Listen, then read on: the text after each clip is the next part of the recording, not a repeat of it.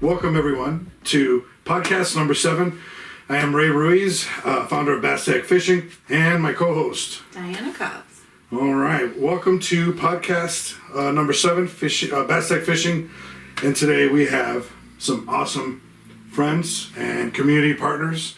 And we're going to have a lot of fun in today's podcast. Before you guys introduce yourselves, a little housekeeping stuff. We're going to go through the podcast here. We start with events that actually you guys are going to be part of our events too.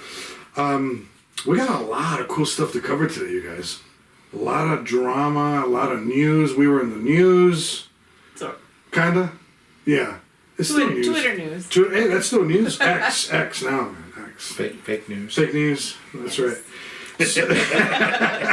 So before we introduce our amazing special guests that do amazing work in the community, I just want to go over a couple things.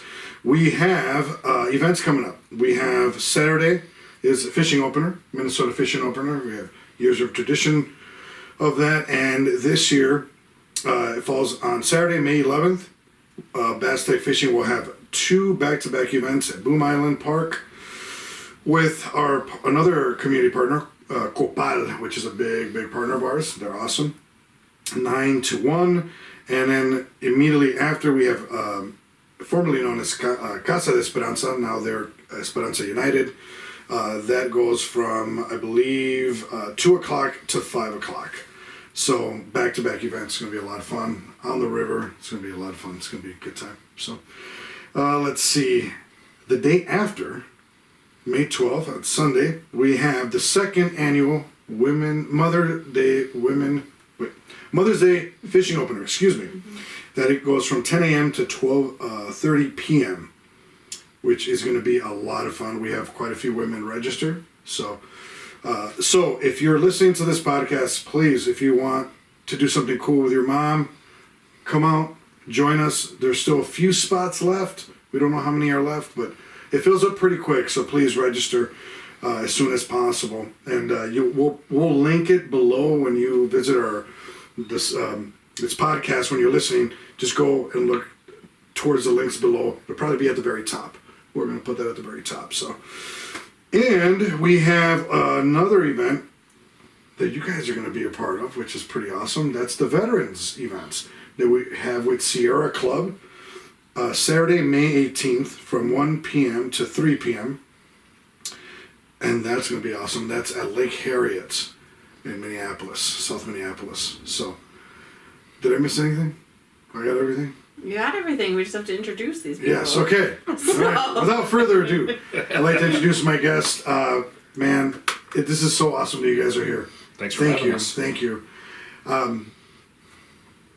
We have a special connection with our partners here at Memories Made Outdoors that work with veterans and first responders and do amazing work. Mr. Mike Farrell and Allie, and you guys do amazing work. And I'm going to have you guys introduce yourselves. I'm going to ask you some questions throughout the podcast. So Mike, why don't you introduce yourself, who you are, and your position at MMO, and the mission. Sure, absolutely. My name is Mike Farrell. I am the president and co-founder of Memories Made Outdoors. We are established out of North Branch, Minnesota. And what we do is we provide week-long fishing trips for our military and first responders. And those trips come at no cost to them. We tour the upper Midwest in Canada, and we're blessed to be able to do it. It's a wonderful thing. It's awesome. And my partner in crime here, my better half. Hi. I'm like, are you segueing? Yeah, Are you finishing the sentence? Next time I'm just going to get a hot potato and just toss that. Throw a Rapala at you. Exactly. Yeah, throw a Rapala. So, Allie. Please. Hi, I'm Allie Whithands. I'm his better half. And I just do all the extra stuff for him. I do some cooking and helping with the veterans out on the events. If they need a boat captain to fill in, I do that. But she's being extremely humble. yeah. She is. Allie is our secretary. Yeah. And has much as I hate that word, she's our admin guru when I need a spreadsheet done.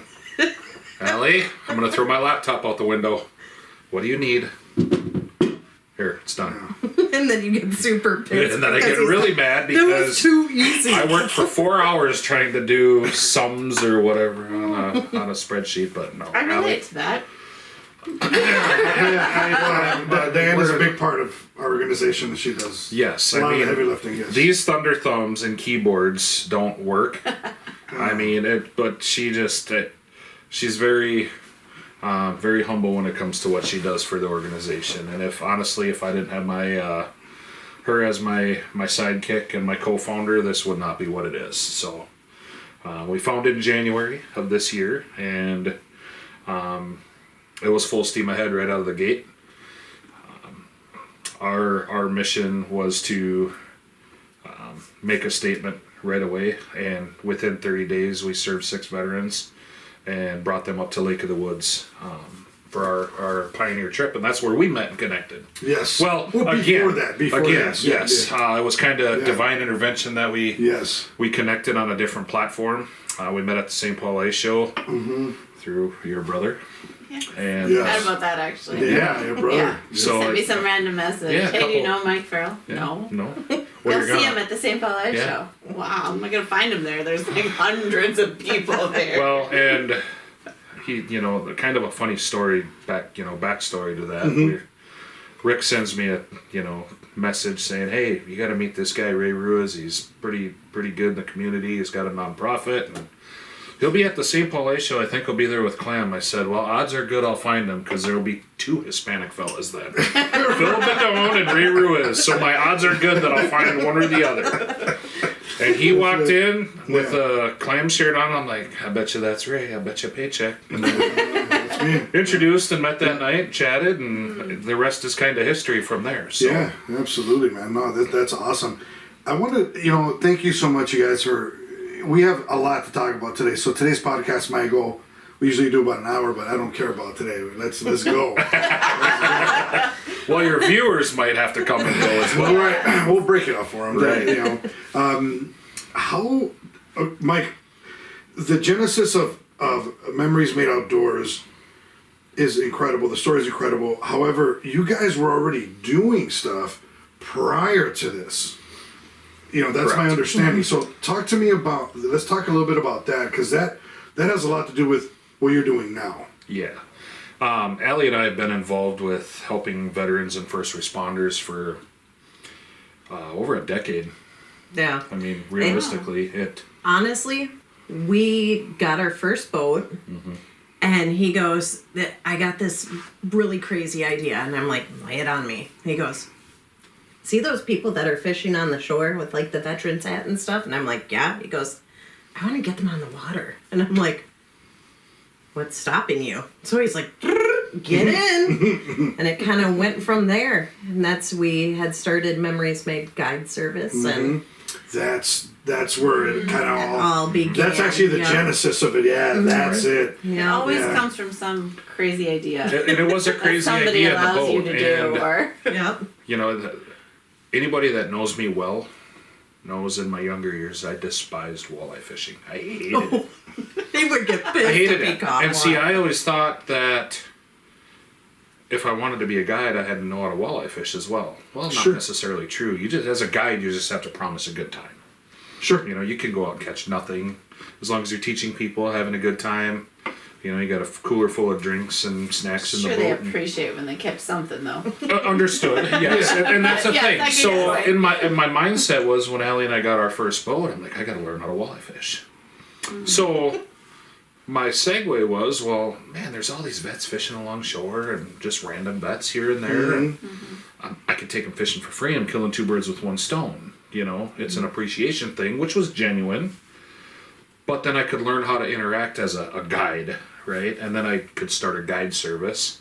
And then Allie and I could give back with the money we made from that and support more other organizations. And that's really how it stemmed. And then the real of it was I got like addicted to the cause.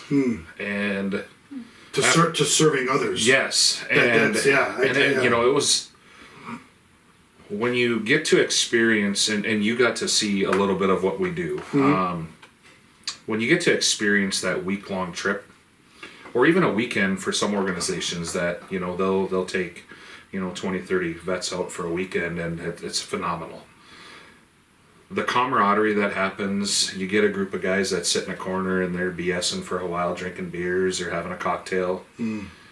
That feeling right there in that environment is so genuine and so real. I mean, it's better than any history lesson you'll ever get in school.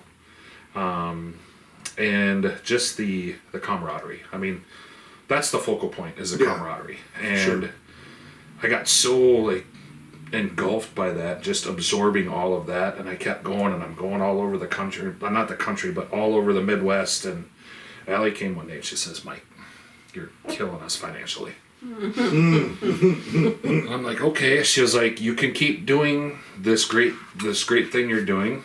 It's a good habit, but you need to find a supplemental income." Well, now that I've started taking all these guys and gals out fishing, well, now I can guide. Yeah, so, sure. Then came Memories Made Guide Service, and now I'm like, all right, well, I'm gonna guide. And 2018, I think it was, when we really, like, when our guide service, 2016 is when our guide service really kicked off. We had it prior to that, but it's always that kind of that 3-year magical business escalator, you know. Year 3 comes and ta-da! Sure. That was a banner year. I pretty much lived in the boat all summer long, guiding on Lake Minnetonka.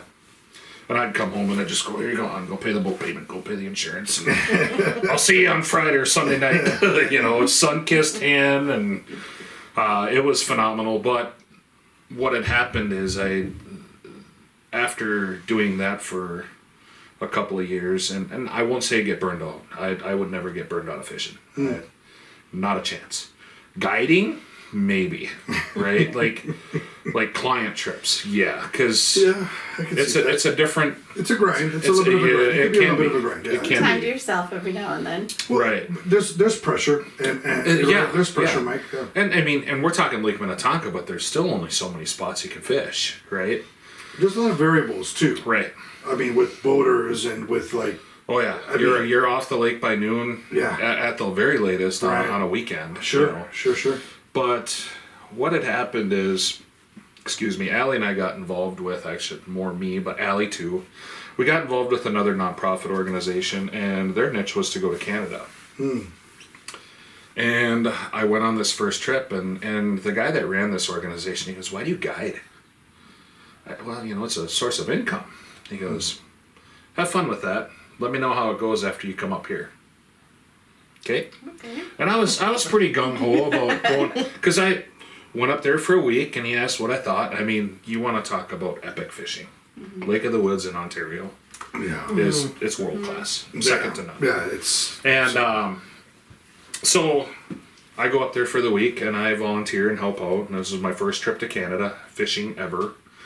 And I had a guide trip on Monday, so I come home, I pull the boat home, and open it up, throw a couple other rods out, getting my guide brains back on to, you know, run out to Lake Minnetonka for my guide trip, meet my clients at 7 a.m. on Monday morning. And I get to the lake, and guys get in the boat, and they weren't the most nicest fellas.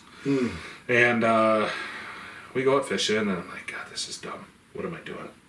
I hate this lake. Another stupid northern pike, another stupid bass, you know, another stupid lake, stupid city. You know, I'm going back to Canada. This is dumb. I'm never guiding again. And I never took another paid guide trip since then.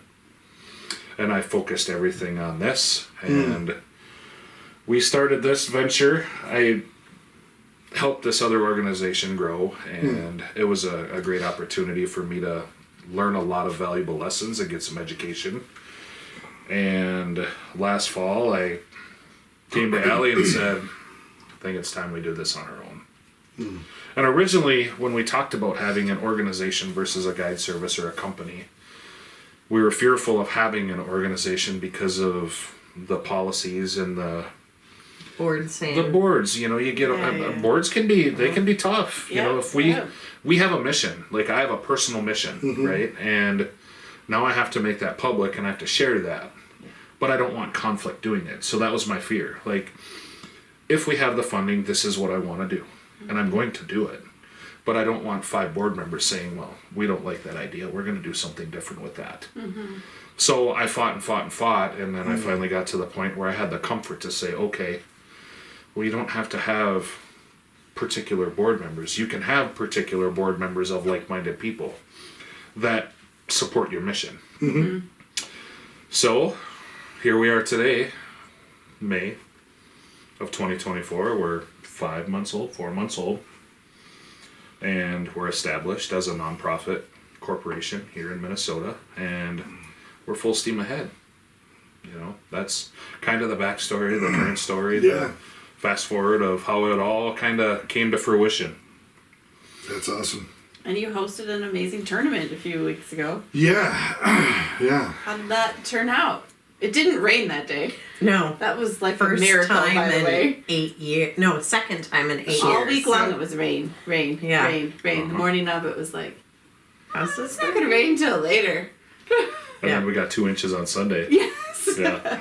So it's, Memories Made Outdoors crappie fishing tournament. Yeah, it was very fun. Number 6. six. Technically 8. Yeah, technically technically 8, but we had 2 At years. what point in time do we get to switch that over? It's like We even got Was like funny. COVID in there or something? Yeah. COVID, and there was 1 year that ice wasn't out in time. Oh. It was still. So the year after COVID, we kind of curveballed it, and I think we called it the 3rd and a half, Yes, we did. just for fun. It was like the 3rd and a half crappie tournament or something like that, or maybe I don't know, but yeah, because the ongoing joke was when we founded the crappie tournament.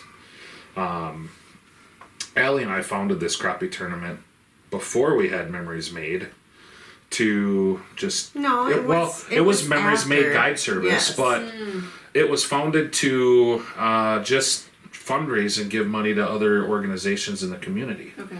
Other veteran organizations. Veteran organizations, and then Gotcha. last year we kind of curveballed a little bit and we gave money to the Future Anglers of Minnesota.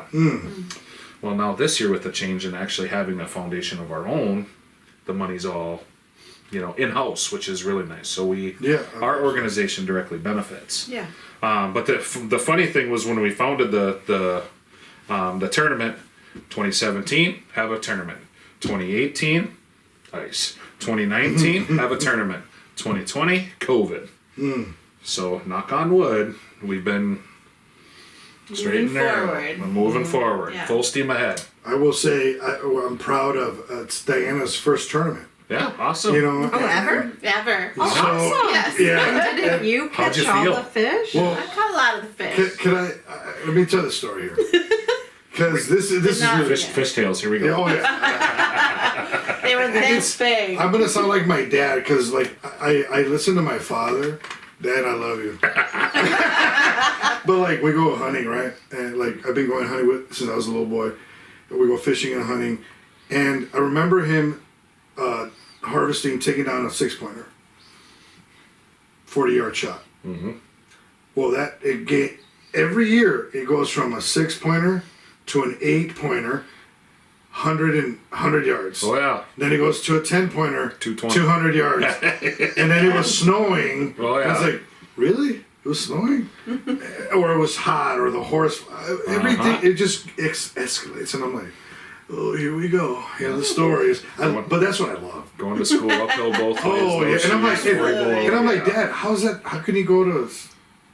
you grew up in Mexico. How did snow? He's like, Mountains, you right? know what I'm talking about. I'm like, no, I don't know what you're talking about, bro. He's like, I'm not gonna talk to you anymore. I'm like, well, just stick to your story, man. Right. Yeah. So the 14th place, which was phenomenal. For your first tournament. For Out the of first 50 tournament. teams. Out of 50 Yeah, teams. that was Yeah. I was really like it was. And you came in happy last with minute. that? Like we had a couple We cancellations. came very last minute. Yes. Yeah. Yes. And it worked No out pre-fishing. No pre-fishing, no pre-fishing, and the reason why we were scheduled to do well. You guys had an event. we had an event that day. Last minute, my community partner calls me, my buddy Felix Martinez. He's like, "Hey, brother, Supposed to rain. it's supposed to rain. Let's move it to the 11th." I'm like, "Cool, let's do it." Yep. Deanna calls me and I told her, hey, we're canceling. She's like, hey, there's a couple spots. I just saw a post on Facebook. Yeah. And I was like, okay, let's roll.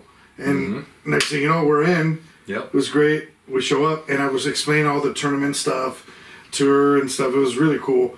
And we pull up to a few spots. We actually started fishing right away in some spots right across. Oh yeah, that's Yeah. I've watched guys like Win upgrade. tournaments right by there. Yeah. There's Right by Lord a Fletcher. huge muskie over there. Oh yeah. Oh, dude. And I was like Well, trying not to catch We it. I don't left. wanna We deal left with it. right away. We saw a 50-inch musk. We're like, pardon me. I was like, shit. Let's go. Like, I'm sorry. She's like, is that a musk? I was like, God damn. I was like, let's go. So we left. We're like, there's no crappies on, or if there is, they're in the belly of that fish. Yeah. I've seen more muskies caught like in this time period. Oh yeah. On Tonka on It's Yeah. insane. ultralight gear. Oh, it's insane. Because you get them they're flapping across the top of the water. Yeah. They'll come and roll right on them. So That would be we were fishing this backwater area that thankfully you told us about down in Lafayette Bay. Yeah. Yeah, Lafayette Bay, yeah. just north. Probably right past the bridge. Yeah. Right by the bridge. Yeah, were a so couple other that people backwater over there. area, Uh huh. and we were fishing on the what was it on that east? I don't know. You east enter side. in Yep. and you go to the Yeah, right. we went to the right right. by We were the fishing docks, those couple docks. right there. There's Yeah. a bunch of docks. Yeah. And He was bass fishing. Oh, we gotta edit that. I was not. I You was know, the running joke is, We're- Ray shoots all these awesome. Well, you probably shoot them. But, Yes, I hey, do. we're all crappie fishing, and there's another bass. There's a sunfish. Right. I'm like, is it the There's a everything muskie. There's a muskie. Is it the Baztec everything but crappie show? Hey, But you Hey, know I what? caught crappies yesterday. I was gonna say, I mean, you guys, you must have been the hammer for the tournament because She you guys was. came in with a full bag, she was. and it was a respectable. Like you guys had a couple of pounders. She. Yeah. So we went to that backwater area. We found it was warm water, and then we were fishing those docks.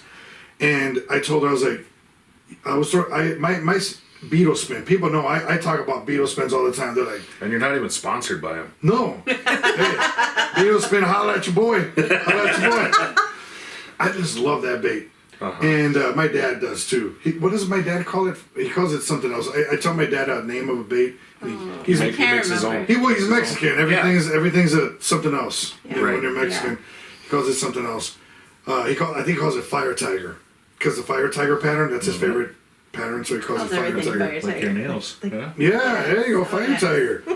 So Diana puts on we get some gulp. 132nd, was it 164th or 164th. 164th ounce jigs? Yeah. Yeah, she puts that 1 inch and throws it out there. First or second cast, 13 incher. Third 13 incher. Two 13 inchers in a row. Pounders. And he's like, apparently, I'm And I was changing. like, yeah, and I was like, shit. I'm like, let me change Like, my hey, get the boat back over there. Yeah, so we caught our limit like right in that area. Yep. And then we saw Danny Vu. Back in that. Yeah, corner. we saw Danny Vu, and then we caught more fish. We didn't. So there's it's like a finger that comes around, and it was just loaded with people back Oh, there. yeah. And that's what. Then I was like, we're not going to go back there. There's too many people. So we came back around and we're fishing the other docks. Yeah. And we caught our limit, and we were on a school of It had to have been, yeah. we were on a school of like 9 or 10 inches, like a big school, and we just like, well, we can't cull any of these. Like we need bigger fish, so we went back to our original spot.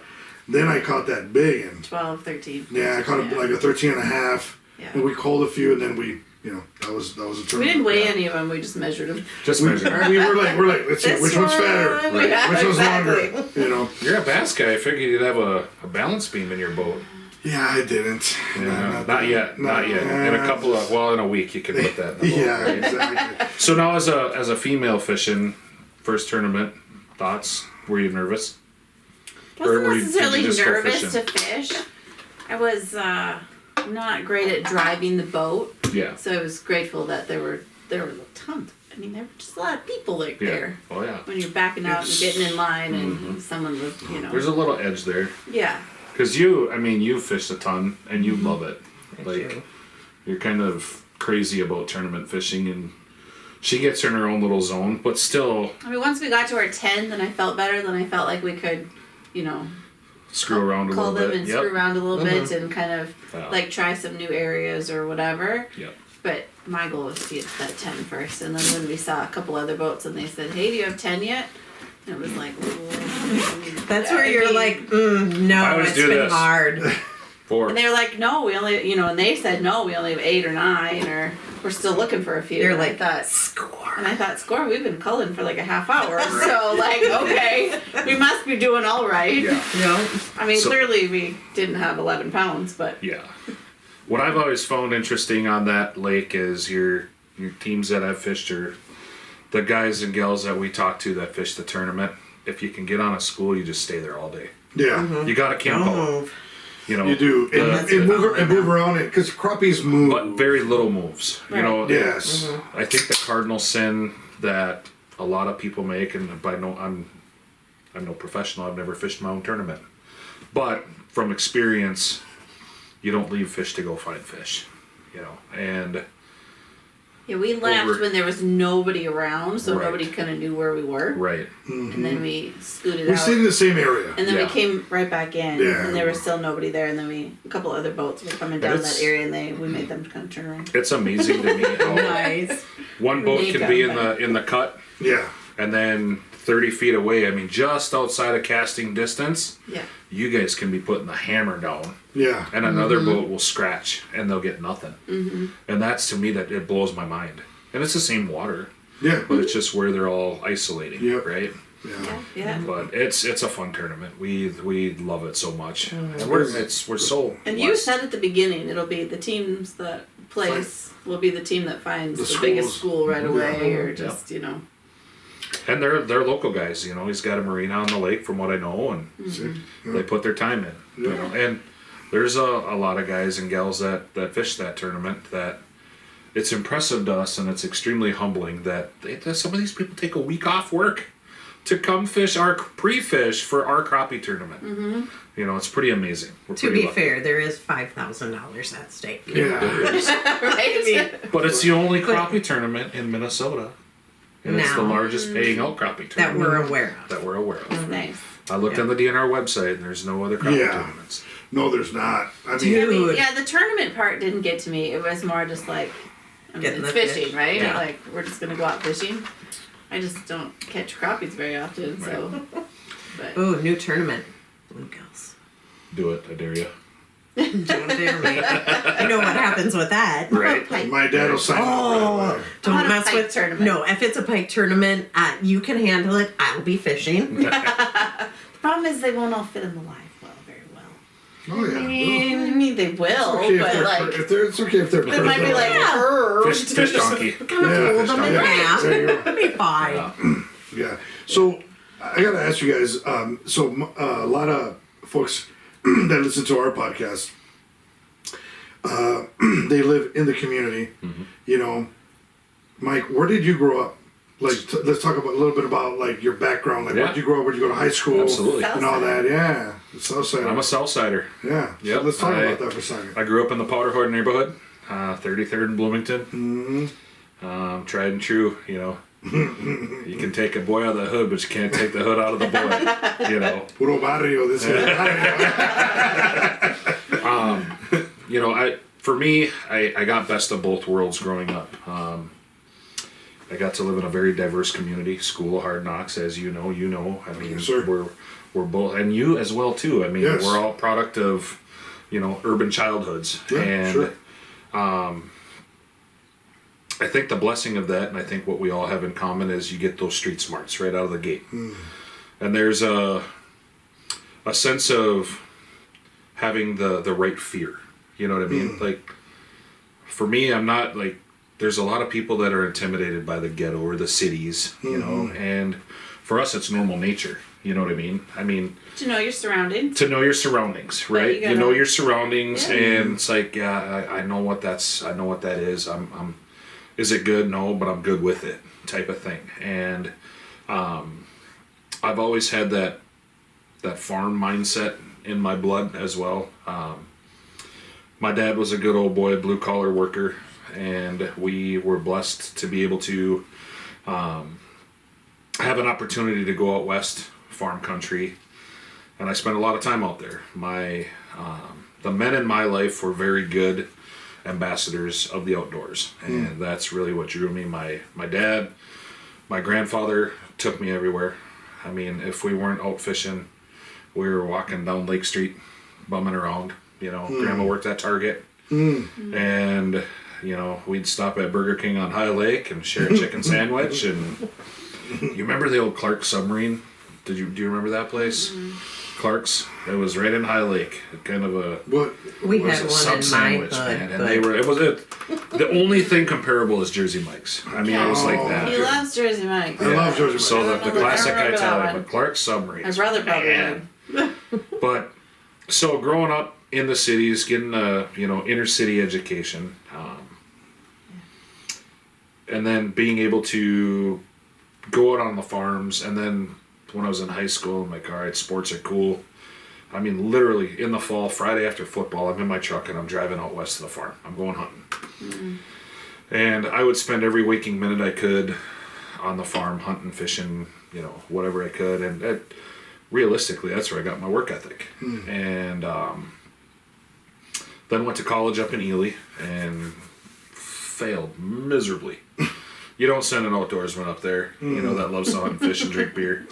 It doesn't work, 4-year plan to get a 2-year degree, but it's an experience, and you live and learn. And I see a lot of people that grow up differently than we did, whether it's, not to be stereotypical, but suburbs. I think a lot of these people that are handed things and they don't have necessarily disciplined parenting. They grow up in a world that's oblivious, and it's very hard to get the core values to be successful in life other than business, just to succeed and be able to carry on, and even her growing up in the cities, we grew up way differently.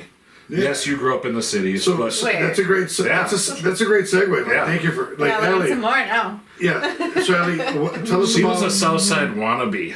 no. Oh yeah. No. You die now? No? I'm just Very close. Get closer. I grew We're up getting warmer. in prestigious West Richfield. Is that that was a a real thing. suburb? Oh, it is, because East and West fought. I was on the cool Is it all side. just really Richfield? Yes. Yeah. So It it's is. really just There's no- Richfield. But there is 35 is the defining of East and West. Ooh. And we were Interesting. on the west side I of think what gets me about Richfield, Richfield so- is I remember when we all had to change our area codes. Oh yeah. And Richfield was still part of the 612 area. Oh, yeah, code. we And I were. was We're like, so yes. mad. And I was still like, have they a are a 612 suburb. number. Right. Yep. Cut them off at 62, not 494. Richfield is 952. No, Right. but they No. were not. They were 612 Yep. area Yep. code. I was pretty jacked about that. Yeah. So you grew up, Allie. How did you get into fishing, like as a young woman? Because it's so. Everyone has a story, Like, how did you get involved? Was it as a young woman? Was it as a little girl? Oh, So, let's him- please talk It's about not that. super exciting by any means, but him and we met at his workplace, or at I started there before he Our did, workplace. so it was mine to start. Hey, you talking about the girl that was harassing you or stalking Yeah, you? yeah. That, Yeah, Wow. total order and everything. But I was like, that doesn't pertain to me. No, we. mess with No, it's true. No, I'm binoculars, kidding. watching on binoculars. No, he started, and it's funny. Just quick story is when he started with another guy named Zach, and my coworker and I were we were setting up I thought it was our first event at Target, but apparently you saw me at St. Thomas, and I had no idea he existed. But so we were setting up this event, and I talked to the girl next to me, and I was like, "Hey, if you had to date one of those, who would it be?" And she's like, "Zach." And I was like, "Oh, hard no, Mike for sure."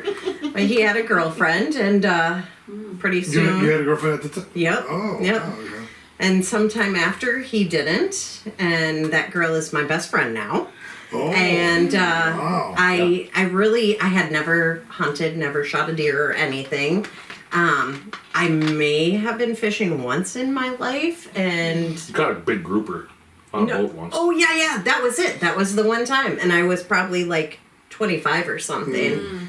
We had a bet with my family and friends when we were on a boat in Florida. Everybody puts in $5, whoever gets the biggest fish, and I was like the whole rod holder, and I'm like, help me, because I had no idea what I was doing. But I caught the big grouper, and after that I ended up meeting him, and I was like, I wanted to know everything about him and what he did, and he took me out to a sweet little lake that nobody discusses, and not many people can fish anymore, and I caught a 29-inch walleye through the ice, and I was like, what is this? Mind Where you- has this been my entire life? Mind you, this fish that she caught was about the 140th tip up of the day. Yeah. And I was It dog tired of chasing flags all day long on the ice. Wow. And we were literally down. She had her cute little And pink so- tip up. It was the lucky pink tip up. Yep. So I'm running around catching bluegills and crappies all day. And Walleyes love pink. I don't know. What it is. and I mean, we're catching fish left and right. And the pike were going crazy that day. And we were using quick strike rigs with sucker minnows. Sure. We were literally surgically putting this 2 pieces of sucker minnow. What one was on- left? One on they each got part of the treble obliterated. hook. And I get the tip up set for her and I start walking away. And on the way out to the lake that morning, she's like, why don't you have any fish mounted? I'm like, you know, there's standards for some Oh, sure. some anglers. Sure. Well, what's your standard for a walleye? And I'm like, 30 incher. You caught one yet? Nope. Watched everybody around me catch them and I hated walleye fishing. At that time, I still not liked it a lot. And we're on this lake and it's getting later in the afternoon. I get the tip up set for her and I'm walking back to go catch bluegills again. And it was the last tip up down. Like, down to the last, you know, but she was so addicted to catching all these frickin' northern all day long and she'd smell her still hands am. and Oh God. so I'm walking away and she's about 20 yards from the tip up and I'm like, hey, your flag went up again, and I'm not running back over there. I don't even think you had to say it before. I was like literally Yeah. running And like I'm a like- baseball player. So I'm Like, sitting hold on, there- I'm sliding in. I'm sitting there jigging away, catching fish, throwing them back in the hole, and I watch her set the hook, and my uncle happened to be there kind of coaching her, and she's pulling the line. I'm like, man, that thing ran. And I'm about 60 yards away or so. And I watched this gill plate come out. Oh God. FYI, I knew nothing about fish, like Kinda at big all. fish.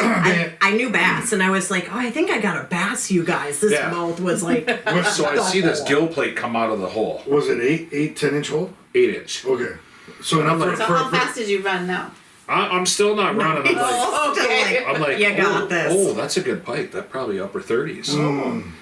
And then I seen more of the body coming out, and I'm like, oh no, that's a bass, because I seen the The belly, the belly, and I'm like, Yeah, it's fat. Yeah. and I'm like, and then I seen the white tip. I'm like, oh, that's a 30. She got her 30. and now I threw the rod and I'm running. And the weird thing was like, it was pathetic. broke my heart because it was 29 3/4, 29 and a half. And there was a contest that we just signed up for that morning, like a year or a season-long ice fishing contest, local. 30-inch walleye should be 11 pounds, 10, 11 pounds, roughly, Yeah. give or take. Never take On a it. good day. Yeah. It barely broke 7. No, it was 6. Yeah. We took it to 3 different places, and it was 6 pounds. I was like, It had this monster head on it. And it was a beautiful You need to fish. I eat mean, we had a some good more. picture of it. it was. But it was just a long, Old it was spawned out. old spawn, Yeah, you know, yeah, because yeah. it should have been, you know, starting to refill, and it should have been pretty plump. It was late ice. But, yeah, that was her first. She has this knack, like, whenever I bring her fishing, for catching a PB right out of the gate. Like, oh, I've never fished for that. 11-inch bluegill. Oh, 24-inch bass. Oh, giant muskie, you know, whatever. She hasn't got a big muskie Not yet, but a muskie. she Just a spot. has this thing for, like, oh, let's go crappie fishing. Oh, yeah, okay, no big deal. 16.5-inch crappie. I'm like, That was Nice. awesome. you know, Nice she crappie. puts in work, you know. Yeah, you have to. Yeah. But the beauty is she listens, and she said she wanted to learn everything about me, but she truly genuinely comes out, she wants to learn, and she does it. I don't have to, she can take the boat on her own. I don't need to go. She can go ice fishing on her own. She can run her own auger. She's a go-getter. So little Richfield girl fishing Mother's Lake. Well, there you go. Yeah. And we need more of those stories, and that's that's a great segue to the second annual Mother's Day fishing event that we did. I remember when I first started it. It was only last year. Obviously, it's just second year, but I had talked to our female pro staff. And I said, just like you, Mike, I was like, hey, I have this crazy idea, and they're like, what's up? Let's do a Mother's Day fishing event. They're like, I don't know. That's not Mother's Day. What happened? We put the registration out, and in 2 days, we had 25 spots. Within 2 days, we had 25 spots, 2 days, 24 spots got filled. Like That's that. awesome. Just like that. If you build it, they will come. Yeah. And we had to, we wanted an even number, so we're like, let's open it up a little bit more so we could, because we had, rods and reels we were giving away and stuff like that. But that's why I made this, because I had heard all my life, there's so many women that, my dad will take my brother out. There's all these perpetual things that I would hear, and it bothered me, because I'm like, well, the fish don't care whether you're a woman, whether you're a very handsome man, the fish don't care, so why should we? Right. So I don't know, I just wanted to do something, so we did this thing, and it's thank God it's actually so much fun, and we're really looking forward to this. Well, I would far rather take women fishing than men. One, they're beautiful, and two, they listen. And they Most of the time. realistically, and this is a Really don't. statistic, Yeah. women do not care. They're out there to have a nice time. They'll listen, and guess what? They'll catch fish because they're going to listen. And they'll ask a question like, "Hey, I'd really like to try a pink one." Dude, when she says she wants this whatever lure in the store, oh, that's really cute. I'm buying the whole rack. My mom, She catches fish on cute lures. my mom does. And I'm in the bait store. I'm You gonna think too much. I'm gonna That's match a the problem. hatch and buy the earth tone colors and the bug colors. Yeah. Here's Allie, hot pink fire tiger, purple glitter, pink and purple. Ooh, this matches my toenail polish. Yeah, and I'm like- yeah. Which is fine, it's great. And I'll never forget it. I got the most fish last summer on the purple rage crowd. She Rage bought a crew. freaking pink Swedish pimple. Pimple. And I'm like, you ain't gonna catch nothing on that, bro. I went back and bought 6 of the darn things.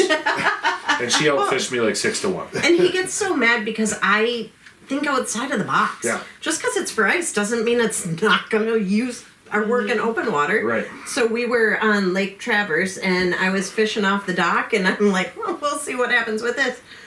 Cast out the little pink Swedish pimple as far as that thing would go, and I got a nice northern off of it. And he's like, the heck? Well, And not I'm like, only that, she had been catching walleyes. Oh, yeah. She had murdered I forgot walleyes about on that those. thing on the dock, and she had the whole group of veterans. Like, oh, Allie. She had a whole crowd. The guys are just loving up on her. Because she's down there just wheeling fish, and of course we're out in our $60,000, As you should $70,000 be, boats, And I'm like, what the heck is Allie doing now? She's like putting on a damn seminar. Put on a clinic. I'm like, what are you using? Are you like jigging or what? No, I have my Swedish pimple on. I gotta go. This ain't even right. Swedish pimple. Yep, a Swedish pimple. Oh, Yep. that's My favorite thing to do on the boat is just hook into a fish, start reeling. I did it last summer. And because he's always loud and obnoxious when he catches the fish. I like Mike Iaconelli. Yes, you are. I'm you like, like well, fishing not in- that I'm bad. really, I'm not he always city. tells me I need to be louder. I know But that. I'm like, hey, I think I might need a net for this one. And then he looks at it and he's like, yes, you do! And it's like a pike, Nice. Yeah. Or that muskie you caught on the Comus, the muskie on the beetle spin, Yeah. 1/8 ounce beetle spin. There was a guy out there. He was muskie fishing, You know, he's got his 3 feet lures, you know, the lures that sound like a refrigerator hitting the water. Oof, you know. And Dan is like, oh yeah, I caught a muskie. Oh yeah, what'd you catch him on? A little beetle spin. And he's like, I gotta reevaluate my life. Look at all this gear I have. And it's like, yeah, man. I'm like, I don't know. It's like, here's a beetle spin. Here you go. I'll tell you that on. I caught It's my like first $1 muskie. here. I caught my first muskie on Nokomis. 6 foot Shakespeare rod. Yeah. Yeah, 6 pound test. Big old sucker minnow about that big, soaking right off the dock. Yeah, memories. Those are great memories, man. And we have such good fishing in the cities. We have 13 lakes directly in Minneapolis, 11 in St. Paul, 356 in the Hennepin and Ramsey County area, and there's a lot of water. Yeah. A lot of water. You know, there's a lot of opportunities, and we love fishing the Metro Lakes. You know, we really do. Demakaska, formerly known as Lake Calhoun, we like fishing that lake a lot. And it's funny because like it's kind of a hard lake to fish in the spring. It really, because that gin clear water. And it's deep. It's close to 90 feet. And we had to go north on Isle and find that dirty water. That's where we caught all our fish, man. It was fantastic. Got a couple on Bademakaska, but We did, but a few, like not a ton. Which, okay, we got to tell the story. We're talking about this before the podcast. I was gonna say, what else was? What else? So, all right. Didn't catch anything. I mean, you Well, you kind of could did. have. Well, yeah. You caught sight of it. Yeah, so so folks, this is a crazy story. Diana and I were filming some content out on Demakaska, formerly known as Lake Calhoun. And we're out there, we're on the east side of the lake, heading southbound. We're fishing the shore. And like most anglers, you're gonna fish shallow. That grass is emerging. We're trying to find crappies. We're throwing moving baits. I told Dan, I was like, let's throw moving baits. I'm throwing my beetle spin. You had a Rapala countdown 3 perch pattern. And then you had, what else did you throw? What else did you I have? was throwing everything on Yeah, that with the lake, kitchen but I couldn't catch anything. Yeah, we couldn't find them. So we're doing our thing, and all of a sudden, you know, I'm on the trolling motor, and I see this. I look down, and I'm always like, I'm having my head on a swivel. I'm always doing this, looking for transitions, looking for anything different. And you say, "What is this?" And I was like, "Hey, I don't know. I'm fishing. what is that?" And I was like, "Oh, what?" Priorities. I was like, I think there's a refrigerator down there. That's what I thought it was at first. And we're like, that's a big ass refrigerator if it's a refrigerator. And then we start like, you know, going around this thing. How far offshore was it? About 40 yards. So it was a ways. Yeah. Think it happened It was- on the ice or what? Well, let him finish the no, story it's so okay, they no, it's know good. that this big refrigerator It is was, big. it was this refrigerator that I thought, yeah, it was a freaking car. Yeah. And I'm like, holy crap. And it's covered in organic matter. And I'm like, okay. And it looks white, off like vanilla kind of color. From the moss. Yeah, from all yeah. that stuff. And then I told Diana, hey, grab that net. So he grabs the net. We have that extension net, which is a really nice net. Do you know the brand? Because we got to Eagle. give them a shout out. Eagle. That's the Eagle, yeah. Eagle that's- nets, yeah. Dude, those nets are phenomenal. We extend it out. We scrape the top of this car. Blue like... You didn't like, tell anyone it was a car until right now. So. Oh, it was a car. Sorry, excuse me. So it wasn't a convertible. It was not a convertible. It was a hatchback SUV kind of deal. Kia Yeah. Soul? Yeah, it ended up Yes, being it a ended Kia. up to be a Kia Soul. It ended up being a Kia. So we're scraping it, and we see this thing. The windows are up, and we're like, holy crap! Like, That's a car. It's a car. So I grabbed my phone, and I was like, we got to call this in. This is ridiculous. Some douchebag did this. I'm like, this is ridiculous. This is my city, man. This is our lake, our city. Can't let this happen. Right. Yeah, you're mad about that. I I'm was thinking what pissed. crime happened. Right. Like, where's the body? That's where I'd be like, okay, who's in it? Yeah. Well, He doesn't think about that. I did. Well, I thought about that later, you know. But I was just pretty upset about it. So I called the authorities. I called 911. mind you, I said, I can tell you the story. This is not an emergency. Again, I repeat. Can you repeat that? This is not an emergency. Give him my information, and I give him all the details. We're between 35 and 36 on the east side of the lake by the fishing dock, and they send. We'll send a unit. We'll send a unit. They said they will send a unit your way, and I was like, oh, they're gonna send a couple police officers. Cool. And I'm thinking this is Minneapolis. This is gonna take a while. Yeah. 'Cause sometimes it takes a while. This isn't We've an been the emergency, right? recipient Like, of that. It's been the product, it right? could be a while. Yeah, especially if it's non-emergency. Right. Which it was. It was not an emergency. We'll make that clear. This car's not going anywhere. No. Neither are the people inside. Right. I mean, clearly, if there is, I mean, sorry for I my heard on this podcast. There was the person in there. There was, I don't know. I don't think there was. fake news. Fake news. Yeah. Fake news. So, next thing, we're fishing. We keep fishing. And we hear just like Sirens like crazy. sirens going crazy. And we're like, oh my God. I literally said, I hope these aren't for this. Because this is not an emergency. And then it came from it everywhere. is. They came from everywhere. Yeah. And we're like, oh my God. Ambulance, fire trucks, a fire chief, and Two police cars. Two police cars, and then we're like, oh man, so we go up to the dock, to the fishing pier. I use a trolling motor, and then the fire chief comes up, and he's like, we wave him down, he comes up, and he's like, so what's going on? You know, and I'm like, oh, there's a car, submerged in the water, sir. And, he's like, okay.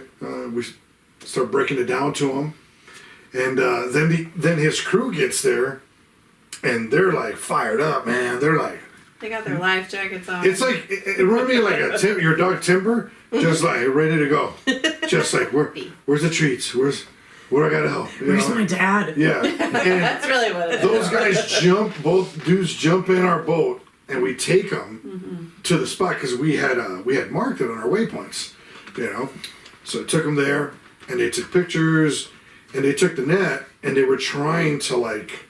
Find the license plate number, Yeah. but it was too far in the grass. Yeah. So. And that's where you said, I know Jimmy Hoffa's in there? Jackie Soul. Yep. Hey, you're saying there's a So chance. at 40 yards offshore, do you think, like, what's your hypothesis? Ice on the ice? Can you drive You're on that not lake supposed to. I would No, think you're not it's supposed to. snowboarders. I mean, but clearly Yeah. they're in the water. It's not supposed to be in the water. Why? But Maybe it was a full send. I mean, could you see like Tire marks or what? something? Well, even like what would have made sense? Like coming off of 35th or 36th, they're off the parkway. Heading southbound, Probably off the parkway, just through the grass. It Yeah. could have. Joyriding but stolen. yeah, I mean, there's so many theories. There's no way that car, even if it did that, let's say it's in open water, it wouldn't have made it that far. I mean, it's Kia Soul. That's what I'm saying. It's gonna float a little bit. The windows were all up. The windows were up. I mean, yeah, except that's for true. the one that had the Yeah. whatever. I mean, I don't Fabric know. on There's a tad bit of That's current so there, but weird. not much. Yeah, I mean, So yeah, it's weird, dude. It's like or- ice fishing, maybe, or not ice fishing, but maybe winter time. and Mike, you know the rules. Seatbelt off, windows Yeah, down. yeah, for right? sure. Yeah, in case you That's go why down, I'm you get the kinda- hell out. It's kind of why I'm wigging out because the windows are up. The windows are up. Usually, when you're Ooh, so you're saying there's a chance. You are. I like Conspiracy murder theories. podcasts. Here I am, That's why I'm like, following Twitter. right? neither are the dead people. They're not going nowhere. She's like, ooh. Well, I'm thinking. But see, yesterday was a beautiful day, so We there's should take bets hundreds today, but of she's had spectators. some. You've had some inside intel because you've been on the X. Yeah. well, Checking on it Facebook Well, and on X. I know that they took it out of the lake today. Yeah, but we Yeah. didn't see any reports on bodies, things like Well, that. it's probably happening right now. See, because they just took What it are out you- 15 minutes are we before. gonna Time do out. The little Time out. Little update. side bet, little side bet. I don't think there's anybody in there. I I'm don't- just saying. They're not going to post. How does it get that Body far found in car. out if there's no windows rolled down? Because you're not just gonna jump out. A door would have to be open. Unless or a some, window unless some cracked. person drove on the ice and they fell through and they decided to leave it That's there. my thing. Is I think My We're car just not fell gonna through. say I'm not gonna anything. say Honey, my no. theory. Why is My an Uber theory picking you right home? is stolen vehicle in the wintertime. Then ice. They jumped out, slammed the door. But Maybe. say you're jumping out. Are you going to have the forethought to shut the door if you stole a vehicle? Well, maybe it closed on its own with the pressure as it was going down in 4 feet of water. I don't know. I'm no forensic. I don't know how you close doors like I just don't know. I feel like there'd be too much water pressure So as you guys it's are closing. kind of like the unsung heroes. You found a vehicle in That's pretty cool. Lake of the Isles. I only found gonna call $20 at They're Valley going to call that Fairgrounds. Soul Shoreline from now on. Ooh. Little Soul Bay in that little Yeah. area. Yeah. So, anyways, they took it out today. We'll see. I don't Yeah. know. It's blue. Interesting. It's a blue Kia Kia Soul. Soul. They came. With curtains. Yeah, the back windows were clearly had like fabric on them, and you could see it in the pictures. So they took it out too. There is a dead body in there. Oh God. But Just in morbid. order for that fabric to be up there, they had to be snapped in the doors. Yeah. Just Yeah. morbid. Yeah. It was weird. Like, I mean, I don't know. you can we can hypothesize, Oh yeah. all we want about it, but we don't really know like what really happened. And I don't think I don't know. Depending on what information may or may not be in that vehicle, obviously they might be able to tell how long it's been there. But God, man, it's Minneapolis. There's got to be street cameras up somewhere somehow. But you know how much footage how they'd do have you- to go back yeah. and look at. I don't mean, if Because to there's, have that much moss know, and stuff on it. it's been there for a year. You got to figure. Yeah, and you had to really scrape that stuff off. yeah, that's been so, there a Well, while. I it's mean, been. it just fell right off. I didn't. Well, I Really mean, But like again, how do you that's a populated area? It's busy. yes. Even in the wintertime, it's busy. How does nobody see it? Because anything? people are walking around, they're moving. come out the bottom of that fabric piece in the window. That's so, So- weird. Yeah, that's bizarre. That's been there a long time, bro. At least a year, Bro. maybe. Bro. Bro. At least a year, dog. I don't know. Dog. At least a year. Here we That go. is crazy. I creepy. can't believe you guys found that. That's unreal. Cool. Well, And thank Yeah. you for saying something, because how many people maybe saw that and didn't say anything and think of the pollutants it's leaving in the water for the fish. Yeah, you know, Those fish are much bigger now because of those the gasoline and the oil. 3 eyes. 3 Sweet. eyes. 3 eyes. Like low UV. Yeah. I did I always catch a wanted- grandma fish there. That was my first big batch Oh. I Come caught again? there. Come again? The grandma aren't fish. those ugly? She had a one eye. She Oh, had yeah. a Those are ones cataract called in one bass. The eye. winker. The winker. Yeah. Yeah. Perfect. Love it when that happens. That was Sold. I remember that. That was what, last fall? 2 falls ago? Yeah. We were out there with, it was Diana and Jared, our other pro staff, and we were fishing. It was right by the boats. There's like a bunch of sailboats, and there's like a little drop off, a little cut, a little transition area, a little flat, and then it goes into a beach. And she was throwing that Z-Man chatterbait. I thought you were gonna fire off at the I Beatles. love Oh, chatterbaits. It was either chatterbait or no. spinnerbait, it but was I a, was it was doing a, both that it was day. a, it was a chatterbait. No, I love me a chatterbait. Yeah. She catch good pike It was- too. Yeah. I think they just need to go and you and Yeah, yeah, Sounds like Okay. a plan. yeah, that's fine Who's with got the me. cooler boat? Because that's the one I'm going in. You guys' boat Both is have cool awesome. boats. You guys are awesome. You guys have a really awesome boat. You know, really cool boat. Yeah, you guys have a Lumacraft? Crestliner. Excuse me, Crestliner. Yeah. Actually, it's a mystery liner. We took all the stickers I was off. gonna say Yeah, it has dude. no stickers Yeah, on it. it's a That's ghost. nothing No, it on does have one now. We just put our Memories Made logo on the Oh, side. Nice. Slap yes. some Oh, decals you on. guys have to give it with. We'll buy it. We don't care. Like we want to support you guys. Yeah, Yeah, we want to get a decal and stuff. Slap it on our boat should have too. brought one. Oh, that's alright. Don't worry about it. Because we have them that are this size. So Yeah. there's some smaller ones too. Yeah, See, now I got a shirt to wear to school though. There you go. There you yeah. She has a student who loves fishing. You want to talk about your buddy who loves fishing? Yeah, we had a rough day today, but he loves fishing. Yeah. Yeah, he's trying to earn a fishing rod before the end of the school year. So, Oh, cute. yep. Very good. From you or from his parents? Not from me. Yeah. Well, really from Baztec, from Yeah. our donations From that the we've gotten company, over from the the years. company. Yeah. That's Yeah, so so he's sweet. working Good hard to do motivation. that. What's he have to do? That we don't need to talk about on a Okay. podcast. We can All talk right. about that later. All right. But be a good student. Just be a good kid. Mostly push-ups. Come on, let's go. Yeah, but 10 more. yeah, he loves fishing. He actually ran into the hallway today. I don't know where actually he came from. And he goes, "We're having a debate. Can we really fish for bass right now?" And I said, No. And he goes, "See, I told you. Yeah. She knows everything about fishing." And I was like, "I don't think so, not quite, But I know that. I do know that." Yep. Well, and technically, yes and no. You can fish for bass if you're on the river. Yes. Right. If you go down to like Lake Pepin and certain pools. Even on Mississippi. Yeah, in the Mississippi, Yeah. it's just catch and release. So yeah. So We don't go in there though. No, These kids are right not now, too inland detailed lakes, for them. there are no Yeah. fishing. you just tell Yes. them no Yeah. fishing. No. It's just more safe that way. Yeah. Tell them. Let these bass do their thing. Absolutely. Yeah, we got back heard back from our Risen Christ folks, and we have two guide services or whatever that we're Yep. gonna do on the river here, and this is gonna be really cool, man. I really appreciate your help on this. Yeah, for sure. It's gonna be a lot of fun. The river is. It could be. I know It's a mystery. It is, and it Takes a lot of bait. does. Takes a lot of lures. A lot of jigs. It does. Well, we have it dialed in pretty good, so we'll discuss those patterns when we go out there fishing. But it's a great opportunity to meet these donors, Yeah, absolutely. and get these folks out there and get out fishing and have a great time doing it. And I can't believe these folks, man. God bless them. They spent a tremendous thousands of dollars.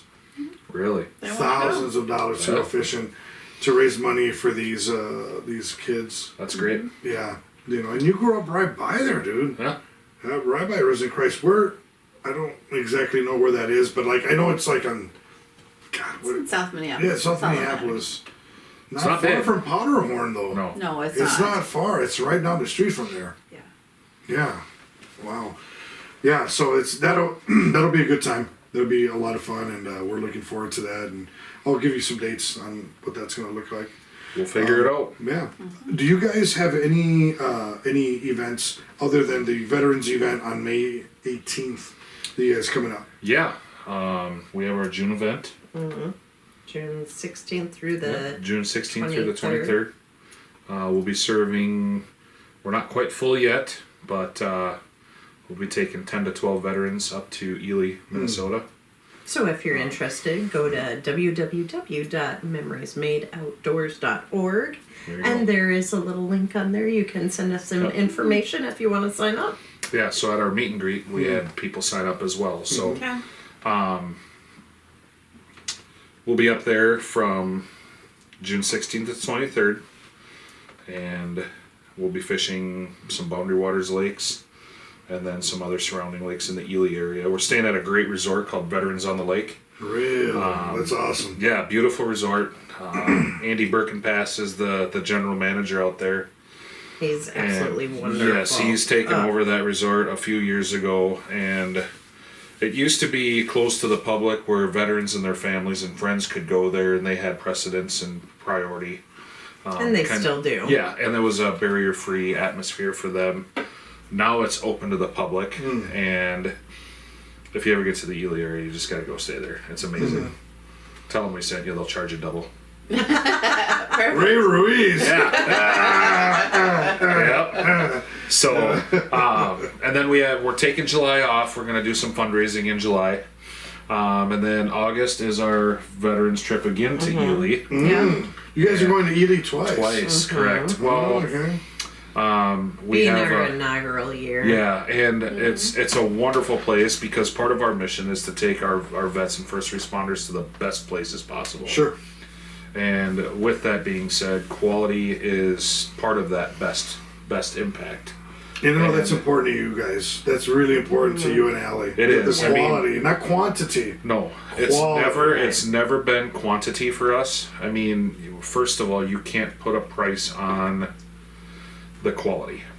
I mean, it's got to be top notch for us. I mean, if we have to pay more, we ask our sponsors To contribute, yeah. to contribute, because they deserve the best at the end of the day. And we don't want to bring them to some run-of-the-mill place where they might have, rodent infestations or Bed bugs or the service. Bottom line, Yeah. if you've been to Riverbend, we were at Riverbend together. World class. I mean, we walked into Riverbend and Paul and Brandy talked to us like we knew them for 20 years. They just hung out with us and we're like sat at the bar and The food was phenomenal. oh my lord. So good. Timber was right at. I mean, your dog was Oh, yeah, just she like was- part of the That was good resort. food, huh? Yeah. Yeah. The food was they Yes. made lasagna.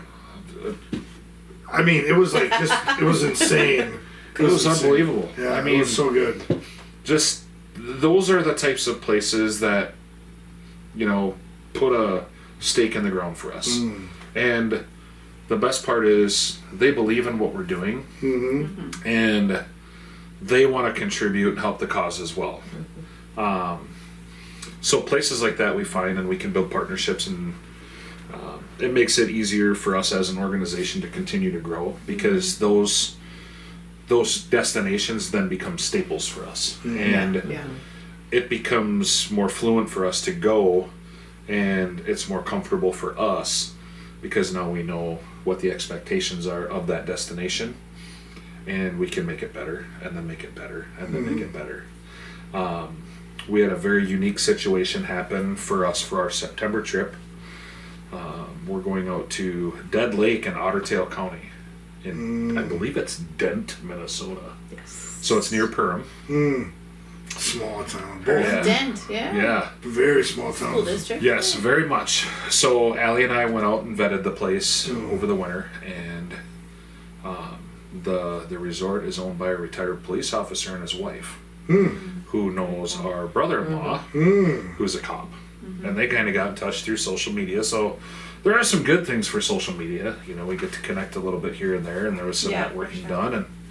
And Trent and his wife got a hold of our brother-in-law Jay and said, "Hey, I see what you're doing. Why don't you, we have some opportunity. You can bring some people out, and we'll take very good care of you."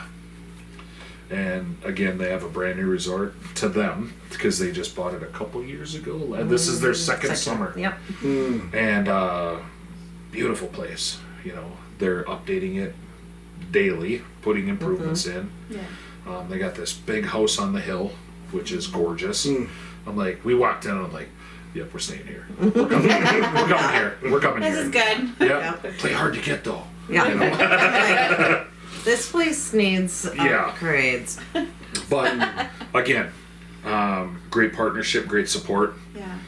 And they want to get their community involved, even though we might not bring in people from their community. Sure. They just want to see what it's all about, Yeah. because people always ask us, why do you do it? Well, because one, they deserve it, right? We don't need anything out of return. Our sponsors provide that for us. Sure. Because there's so many people out there that believe in what we're doing. And you guys know, as an organization, you want to do the best that you can with the dollar you're given. Sure. And that's, to me, that's the most important thing for us as an organization. Like, Allie and I have to go shopping for food because we do all the cooking on our trips. And it's, God, we just cringe every time we go. You don't want to spend that money because it's not yours, but man, dude, we got really good at feeding spaghetti to 30 people for $25, let me tell you. It can be done, but those are the kind of meals you cook, and they taste great. No, yeah, Yeah. sure. Yeah. And we'll splurge one night. We'll do like pulled pork or something on the smoker while everyone's all fishing. We'll just throw a big pork tenderloin on and slow roll it and come back, and everybody loves it. That's awesome. We were at the ice show this winter, and one of the vets that was actually on our first trip ran into Allie, Oh yeah.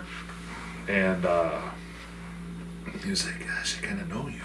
And I was like, It's like, yeah, You were I on fed it. you for a week. "Yeah." He's like, yes. They can't stop talking about how good the food was. Yeah. He even and that's- said that. It was adorable.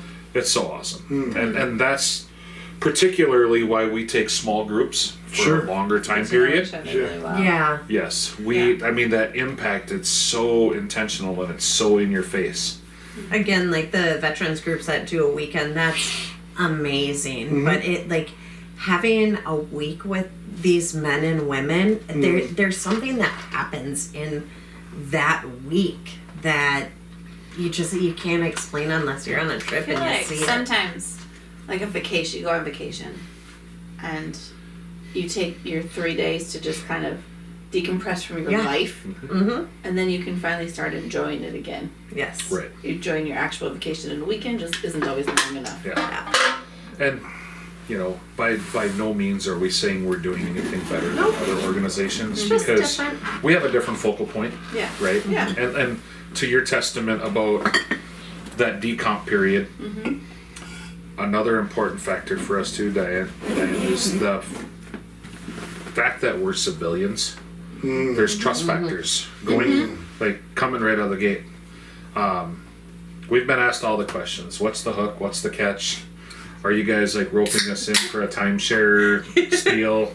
You know, Yes. that was one of our vets at Riverbend, you know. Okay. Are you gonna send us a bill? You know, there's we've heard it all. But for us as civilians, it allows us the opportunity to build a little bit of trust with them in the boat. Yeah.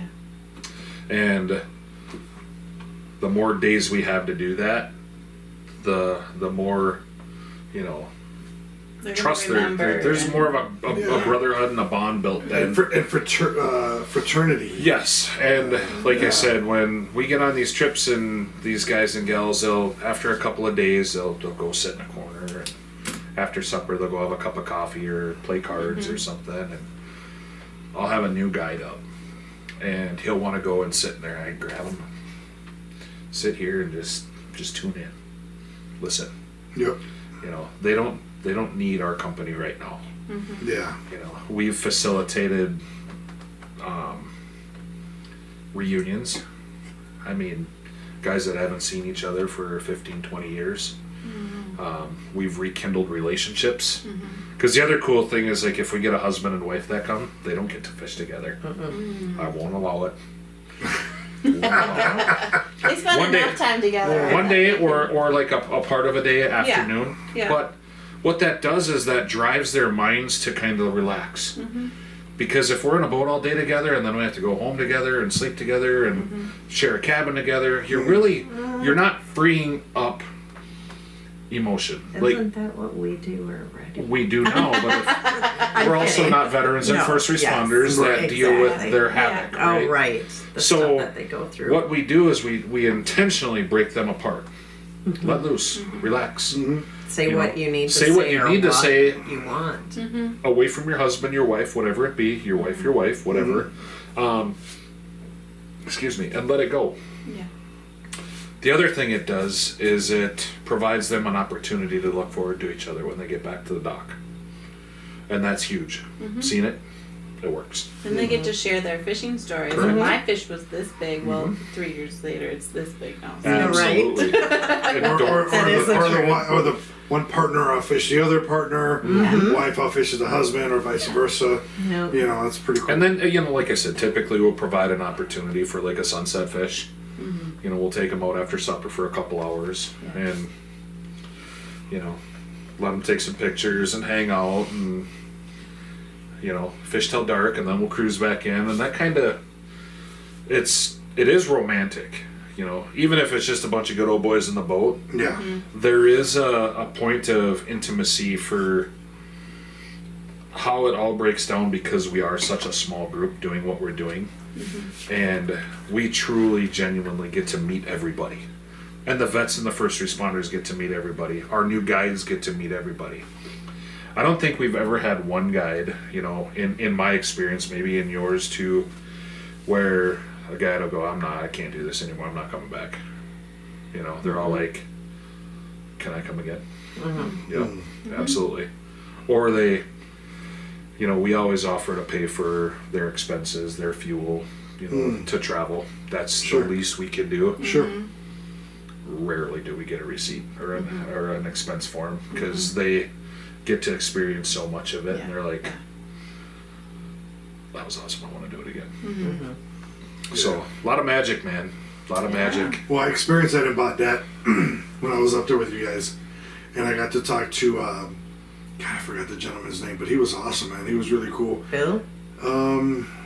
He lives out in Woodbury with his wife, and JT? I think it was JT. Yeah, really cool dude. He's a solid guy. He's so cool, and we were talking about, because I've been doing martial arts all my life, and we're talking about jiu-jitsu and Muay Thai, and like, he's like, hey, what's your favorite fighter, man? Like, oh, you know, I'm Mexican, so I'm like, Julio Cesar Chavez, you know, and he's like, oh, my guy's this, you know, and like, just sitting there talking to the guy, and like, listening to his story, and like, how he's enjoying himself, and how those guys, even they don't know the other veterans, there's this incredible brotherhood, this fraternity, because you went through the same thing. And there was one guy there who was, I forgot the gentleman's name, but there were some challenges with this gentleman, you know, and he was so like tender and open. He's like, I'm gonna go check on him. And the guy was not like, this gentleman was like, you know, off-putting and like, you know, like challenging. Yeah. And he was still like, I'm gonna go check on him. I'll be right back, man. I'm like, wow, man, like you don't even know that guy, and he's kind of acting like a jerk. And but that goes to show you that bond. It doesn't matter, that bond, and that's when that happened. And that was late at night. And I was like, man, that dude, like, that's what this is all about, right there. Like, I don't even know this guy, but I'm gonna go check on him. Yeah. I don't know him, and I think he's but I'm gonna go check on this guy. Yep. Because he's my brother. It's me coming out. He's my brother. You know, and you know, that was beautiful to like listen to and like watch. And then he came back. He's like, he's good. I was like, is he okay? He's like, oh, he's fine. He's just pain in the ass. That's what he said. Ah, he's fine. He's sleeping it off. I'm like, okay, cool. Yeah. You know, so that's why you guys do what you do for those and many other experiences. There's what I kind of self-proclaimed it as the epiphany moments, where it happens to pretty much every person that comes on our trip, whether they're a vet, first responder, volunteer, guide, even the hosts, and even people around us, you know, get to experience like, oh man, these guys are for real. And it's not us that's for real. I mean, we are. We're just providing the environment, right? We can manipulate that part of it. And, you know, even, you know, like you notice the guy that might have been a little challenging. That was internal, you know. It was. We kept that, you know, keep it professional, and things are going to happen, you know, always. And they figured it out. Absolutely. They figured it. Yeah. Like, those are all lions, or sharks know how to deal with other lions or the sharks. You don't need to tell them how to do that. That's, like you said, there's that brotherhood, right? And there's two sides of that. There's compassion. Yes. And then there's, I'm going to punch you in your face. You need both. You need both. Because I can do that because we signed the dotted line together. And we're the same. Now, you and I couldn't talk like that to them. To them, no. As civilians, no way. Yeah. And so that's why, and another point I want to bring up is we have a very challenging time getting men and women to come on our trips. Oh, We've talked about that. Yeah, just because like they're that. so proud, right? And Yeah. and I'm not saying proud is like, oh, look at me, look what I did. No. They're very humble. Yeah. And they're every time we'll ask someone, like a guy like JT, right? Very well statured man. Very established, successful. Had great career in the military, 26 years, Police I believe. officer. Law enforcement. Now he's got a great job. He's got a beautiful family. That's all visible, right? And JT, hey, why don't you come on a trip? And JT, I'm sorry if I'm using you as an example, but you came to mind. Right. But great guy, hands down. Right. JT, come on a trip. No. You know what? Someone else deserves it more than I do. Take someone Yes. else, will you? I mean, I don't really deserve it. I know there's other guys out there that need it. Have it worse than me, or Yeah, or whatever, whatever the case is. Now, JT would always, hands down, knowing the type of guy he is, he would always want someone to go in front of him, right? But now that he's had the opportunity, he's experienced these trips, he's like, they work for me, and they're good. Now, if a guy like JT tells me, like, hey, you know what, I'm good, take someone else, I can pay for my own trip, or, And I'm like, no, it's not about paying for your own trip. If you are really okay, like a guy like JT, where, they might have had some struggles in the military or law enforcement, but they're dealing with it positively. I need that guy or gal to come on the trip because they can ambassador and or mentor some of the men and women that need it. Like Bill, remember Bill, the little yeah, Bill. Bill's our ambassador. He's my little pit bull. If I get a guy or gal that's on a trip, more so the men, because Bill is very, very old school, cordial to women. He will not swear in front of women ever. I heard him say on accidents. I don't think He stubbed his toe. He stubbed his toe. Yes. Bill is the guy I that, was like, oh, I heard him swear. he will just, he'll sit down with his little bottle of Gatorade and, how the hell are you? And he'll pick your brain. And if a guy's a little jaded, he'll look right at him and he'll go, hey, I did the same thing you did, just in a different generation. Buck up. Get your things together. Yep, you got some challenges. I've been there too. I'm 84 years old. I'm good to go. You can be too. Get your crap together. Those are the kind of guys that we need for our organization to come on these trips, because foster. There's fostering Those absolutely relationships, yes. It like you said, it's those people. No. I take somebody else who needs it, and it's like you don't know the other people on the trip that might need you and your experience, your shoulder, because our shoulders. We don't understand what these guys and gals have been through. Sure. They do. And even if you're of the right mind, you might have something else going on in your life that you're not thinking about, and you get out there and you're like, oh, our brother-in-law's a prime example. This. Our brother-in-law for years, no, I'm good. And finally I said, all right, well, come out and guide then. Come out to South Dakota, we'll do a cast and blast. We're on the Missouri River. He came back that weekend, I had him hook, line, and sinker. And now he understands about the guys and gals that, I'm good, just take someone else. Yeah. No, I need you as that foster to implement some of these, because we can't talk to them like that. It's a different language. It's that. There's the language, the culture, there's the brotherhood. It comes down to the brotherhood. All we can do is appreciate what they did and respect that, right? We don't know. We never will, right? We can listen and we can absorb it and appreciate it. And for us, the simple part of being able to give back because of the people that support us, So that's kind of the gist of it in a nutshell. The men and women we want to come on the trips, the men and women we need to come. And once they come, it's game over, and it's lights out. And thank you for sharing that, you guys. One of the things that what I love about the both of you is you're passionate about the veterans, and one of the things that I love about both of you is that you want not only veterans of all kinds, but it's challenging to get veterans of color, Latinos, African American, Asian. There's such a big gap there, and I know you guys were like, we want to serve everybody.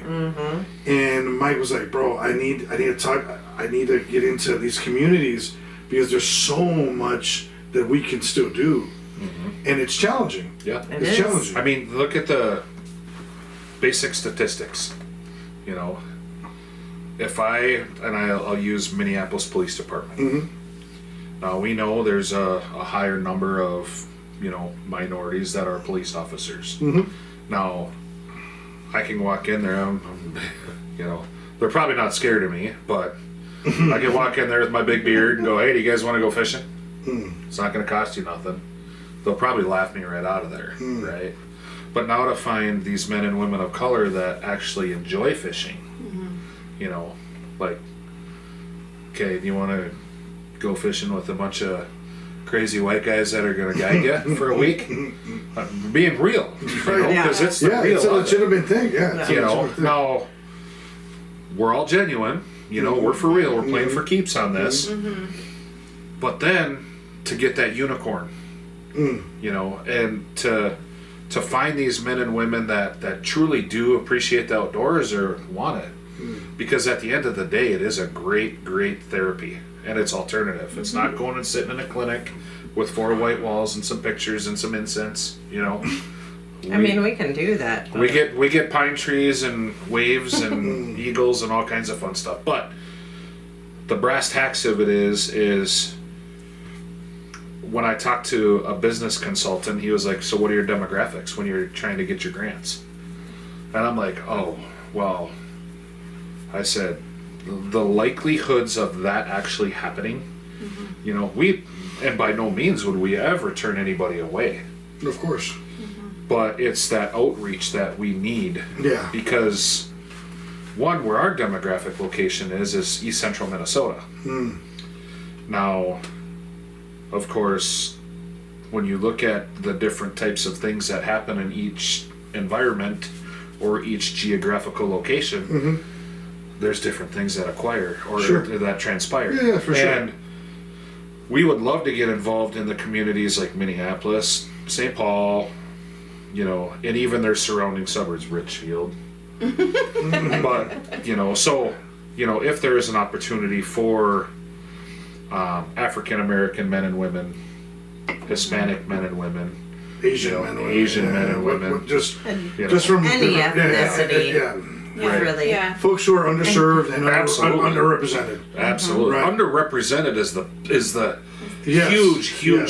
Underrepresented, yes. Because we don't know how to, and that's when we had a very key conversation. We had a heart-to-heart, remember, after that clown deal. And I'm like, Yeah.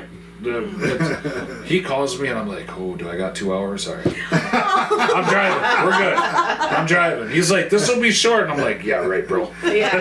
Nothing. But we're good. And anyways, you know, just that, trying to get that impact out to them and having some resources. And I think that was the good collaboration between you and I is like, well, what can we do to help each other? I'm like, well, I don't know. We'll figure it out along the way here, and we'll just brainstorm it. And you know, I still got to get a whiteboard.